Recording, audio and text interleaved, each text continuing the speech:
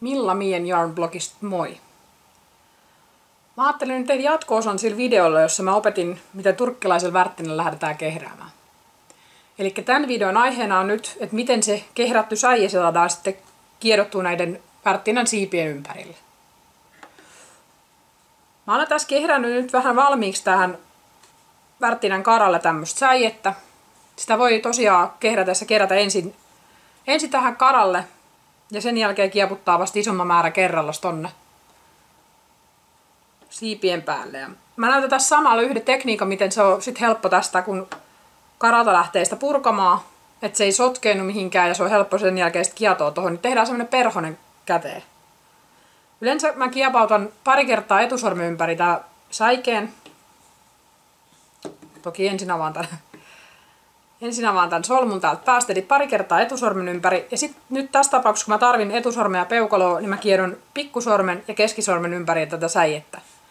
Eli siinä kierretään niin, että mennään vaikka pikkusormen ali. Ja sitten tullaan täältä yläpuolelta ja kierretään taas keskisormen ali. Eli tehdään kahdeksikkoa säikeellä. Kierretään semmoista kahdeksikoksi tähän koko se säie, mitä meillä tässä karalla on. Jonka jälkeen sitä on helppo päästää tästä sormilta juoksemaan, kun sitä pujotellaan tuohon siiville. Eli ajatuksena tässä siiville tämän säikeen keräyksessä on se, että saadaan tosiaan semmoinen siisti pallo, joka sitten lähtee helposti purkautumaan keskeltä, mutta ei romahta sitten kesken kaiken. Eli se kannattaa kyllä oikeasti nähdä se vaiva, että asettelee ne siististi ne säikeet tähän rintarinnan.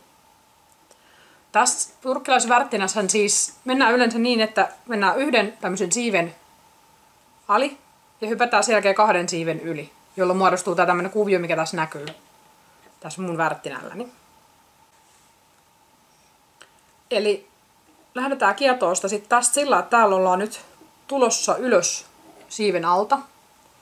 Hypätään kahden siiven yli, eli tässä hypättiin tämä ja tämä siipi ylitte. Asetetaan säie tuohon nätisti viereen ja käännetään tätä värttinää, jolloin päästään taas se yhden siiven ali.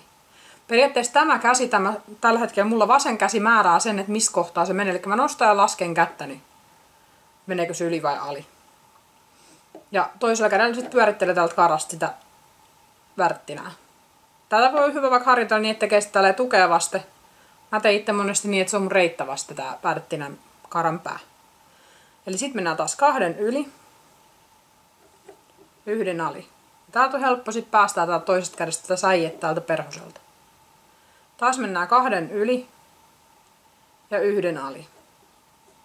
Sitten niitä voi aina välillä katsoa, että ne menee tosiaan siististi ja vähän asetella. Että saa ne oikein viereen ne säikeet, jolloin siitä tulee nätti tukeva kerä.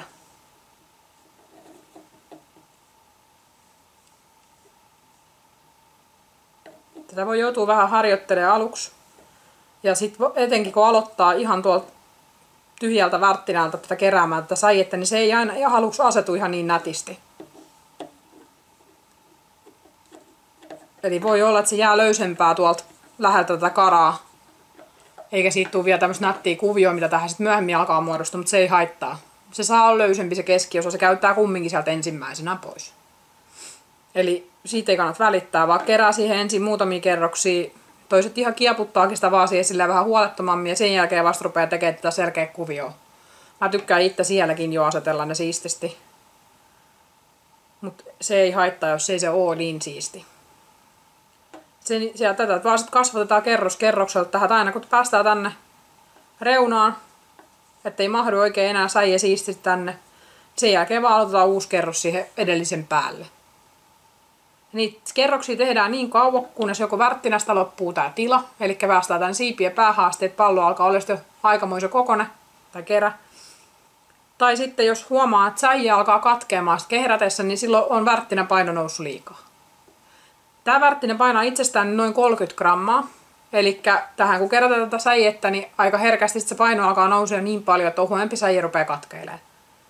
Silloin on vaan parempi niin lopettaa kehräämästä sitä kyseomasta kerää ja ottaa se pois värttinältä ja aloittaa uudelleen. Tämä oli tämmöinen video tällä kertaa.